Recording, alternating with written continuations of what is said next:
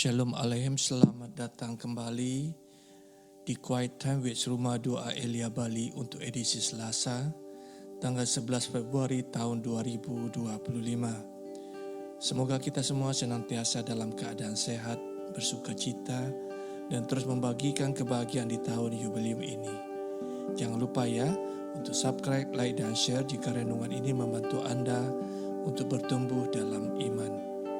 Saudara-saudari, tema renungan kita hari ini adalah menyingkap tirai kemunafikan. Dalam perjalanan hidup kita, seringkali kita dihadapkan pada pilihan antara terang dan kegelapan. Dalam kitab Kejadian bab 1 ayat 20 sampai bab 2 ayat 4, menggambarkan penciptaan Tuhan adalah baik dan mengagumkan bagi kita manusia. Terang adalah kebaikan yang harus kita pilih, karena Allah sendiri atas dasar kasih telah memisahkan dunia yang awal penciptaannya adalah gelap menjadi terang dan gelap. Sebuah ajaran dari Allah kepada umat manusia untuk memiliki iman secara bebas. Namun, sebagai manusia, kita sering terjebak dalam perasaan dan pandangan yang tidak murni dan keliru dengan memilih jalan menuju kegelapan demi kepentingan hidup duniawi kita. Dalam situasi seperti ini, penting bagi kita untuk merefleksikan kembali bagaimana kita dapat menjadikan terang sebagai panduan dalam setiap keputusan yang kita ambil. Terang dalam konteks spiritual adalah simbol dari kebenaran, simbol dari kejujuran, kekudusan, dan cinta kasih yang seharusnya menjadi inti dalam setiap tindakan kita.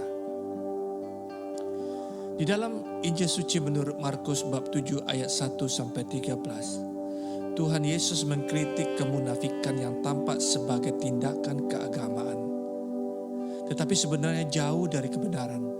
Kemunafikan ini tidak hanya terlihat dari tindakan, tetapi juga berasal dari pemahaman akan adat istiadat yang keliru dengan memaknai ajaran para nabi secara dangkal dalam tujuan kekudusan hidup.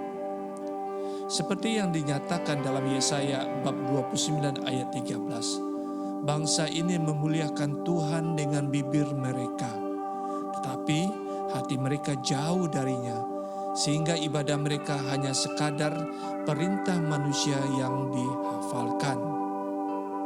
Saudara-saudara, dalam konteks ini, Tuhan Yesus mengajak kita untuk merenungkan kembali kedalaman iman kita dan memastikan bahwa setiap tindakan dari kita benar-benar lahir dari dalam hati yang tulus dan pemahaman yang benar akan ajarannya. Kita diingatkan untuk tidak terjebak dalam formalitas dan ritual belaka, tetapi melihat arti penting sebuah relasi dengan Tuhan Yesus. Kemunafikan dalam keagamaan seringkali muncul ketika individu lebih fokus pada penampilan luar daripada substansi iman mereka. Ini bisa menjadi penghalang bagi hubungan yang jujur dan tulus dengan Tuhan. Oleh karena itu, penting bagi kita untuk senantiasa mengevaluasi diri dan memastikan bahwa iman kita bertumbuh sesuai dengan kehendak Tuhan.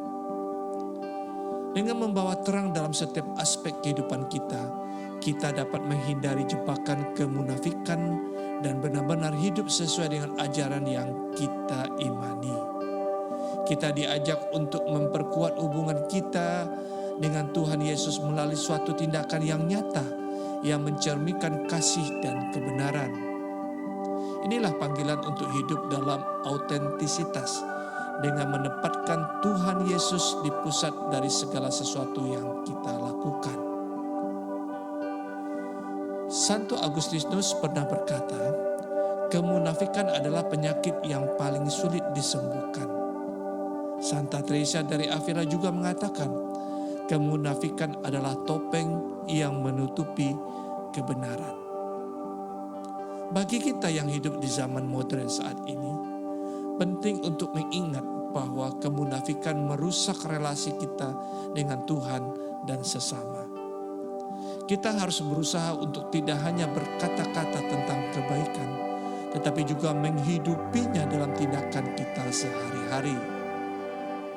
Marilah saudara-saudara, kita berusaha membersihkan hati dan pikiran kita sehingga dapat menjadi pribadi yang tulus, yang beriman sejati, yang hidup dalam terang Tuhan.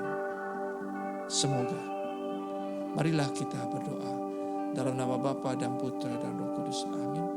Allah Bapa yang Maha Mulia, berkat sakramen Ekaristi yang kami terima, semoga kami dapat melayani sesama dengan hati yang tulus dan sukacita.